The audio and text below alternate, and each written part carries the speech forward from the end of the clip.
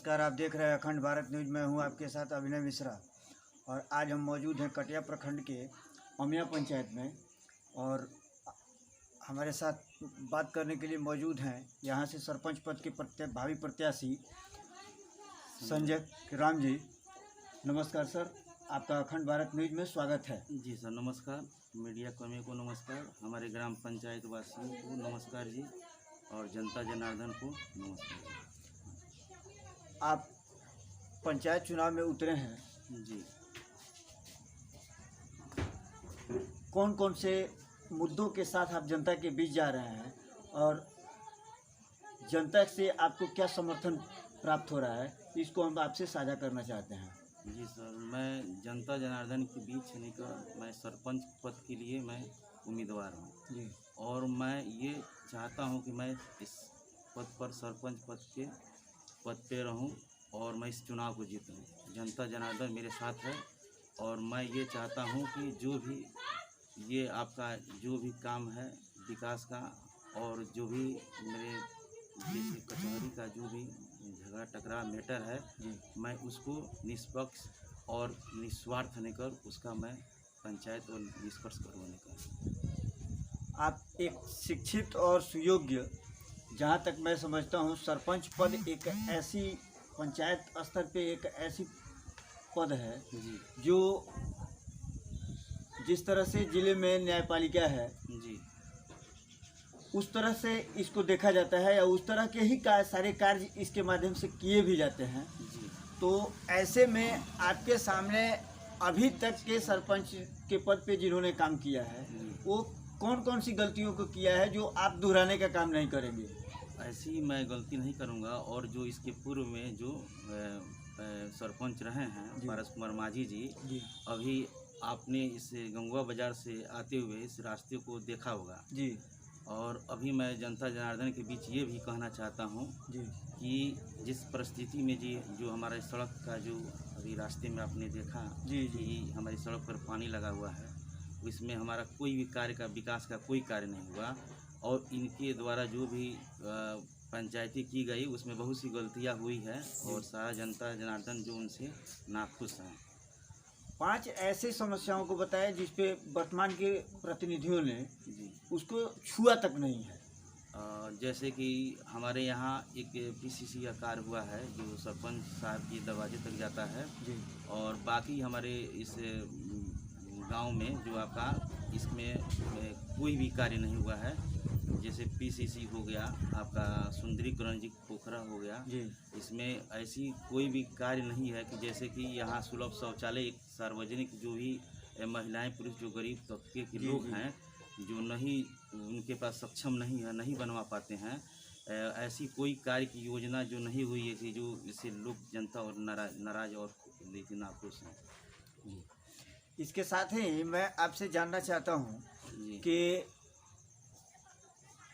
आप चुनाव लड़ रहे हैं जी आपको अगर यहाँ की जनता सरपंच चुनती है समर्थन देती है जी तो आपने 5 कौन कौन से ऐसे योजनाओं को ऐसे समस्याओं को योजनाबद्ध करके रखा है जिस पे आप चुनाव जीतने के बाद फर्स्ट प्राथमिकता के साथ तो उसका समाधान करवाने का काम करें। पहले तो सर मेरा ये काम रहेगा कि अगर मैं चुनाव जीतता हूँ तो मेरे स्तर से जितने भी गरीब तबके की जो भी लोग हैं मेरा ये पहला रहेगा कि मेरे कलम से कि मैं उनका जो भी छोटे मोटे झगड़ा टकराव केस मुकदमा है मैं अपने कलम से उसको निष्पादन करूँगा जी और इसमें हमारे चलते सारे जनता जनार्दन खुश रहेंगे। और पहला मेरा ये उद्देश्य रहेगा कि मेरा जो सड़क है उस सड़क के किनारे जो नाले का कार्य है पहला मेरा मेन उद्देश्य रहेगा कि मैं उसको अपने स्तर जो जनप्रतिनिधि मुखिया प्रत्याशी जो मुखिया जो रहेंगे वर्तमान में जो बनेंगे मैं उनसे मिलकर पहले नाले का काम कराऊंगा और मेरा जो भी कार्य का उद्देश्य रहेगा कि हर गरीब लोगों को तक जितनी भी सुविधा लाभ हो मैं उसके पहुंचाने का काम करूंगा। और मेरा उद्देश्य ये भी रहेगा कि मैंने जितना भी काम किया हूँ आपका इंदिरा आवास शौचालय आपका वृद्धाजन विधवाजन विकलांग निःशक्ता मैं अपने स्तर से जितने भी गरीब व्यक्ति को मैं अपने स्तर से सारा काम करवाया हूँ।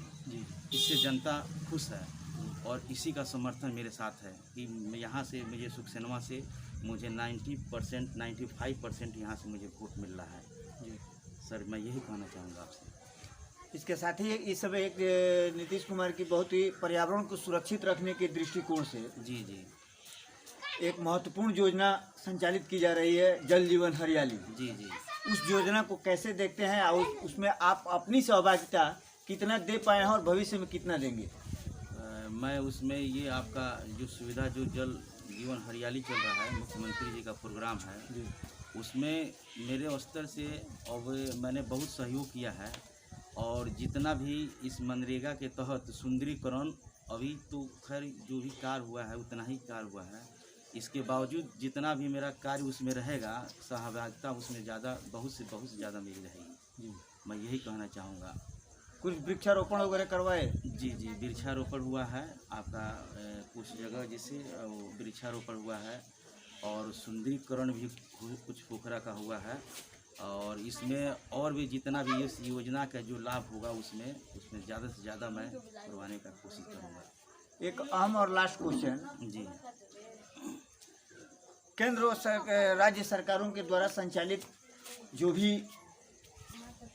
आम जनता से संबंधित योजनाएं हैं, जी जी उसको वर्तमान प्रतिनिधियों के द्वारा कितना पटल पे उतारा गया है और उस उनको योजनाओं को कैसे देखते हैं आप? सर जितना भी उसमें हमारे जनप्रतिनिधि जितने भी वार्ड सदस्य मुखिया जितने भी जो जनप्रतिनिधि रहे हैं उनके स्तर से जितना भी कार्य हुआ है, अगर कार्य हुआ है अगर नहीं भी हुआ है, मैं अपने स्तर से उस कार्य को लेकर मैं निस्वार्थ होकर और मैं निष्पक्ष होकर मैं जनता का कार्य करता हूँ। कोई भी व्यक्ति अगर मुझे ये कह दे कि मेरा ये कार्य जैसे पेंशन का कार्य नहीं हुआ है, जो विधवा महिलाएं हैं, वृद्धाजन हैं, जो भी निःसक्ता हैं, विकलांग हैं, जो भी व्यक्ति हैं, जैसे मुझे पता चलता है कि इनका कार्य नहीं हुआ है, मैं उस कार्य को मैं अपने स्तर से उस कार्य को मैं करा देता हूँ। किसी भी परिस्थिति में कोई भी हो, कहीं जाने की आवश्यकता नहीं होती है, मैं कराकर उनको मैं रिसीविंग लाकर उनके मैं घर पर लाकर पहुँचा देता हूँ। इससे जनता हमसे बहुत खुश रहने पर।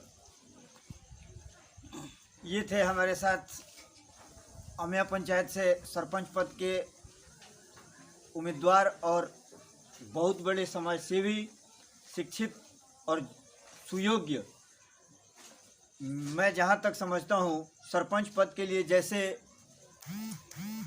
व्यक्ति की आवश्यकता होती है वो सारी खूबियाँ इनके अंदर भरी हुई हैं। और मैं अपने चैनल के माध्यम से ये अपील करना चाहूँगा कि अगर आप चुनाव जीत कर आए और फिर से एक बार मैं आपके साथ बैठ के बात करूं और इस क्षेत्र की समस्याओं को जनता के सामने लाने का काम करूं। अखंड भारत न्यूज़ से बात करने के लिए आपको बहुत बहुत धन्यवाद संजय जी। जी सर धन्यवाद। और मेरे ग्राम पंचायत वासियों और मेरा ग्राम पंचायत वासियों को मेरा धन्यवाद, नमस्कार। जनता और मीडिया को भी नमस्कार। जी सर।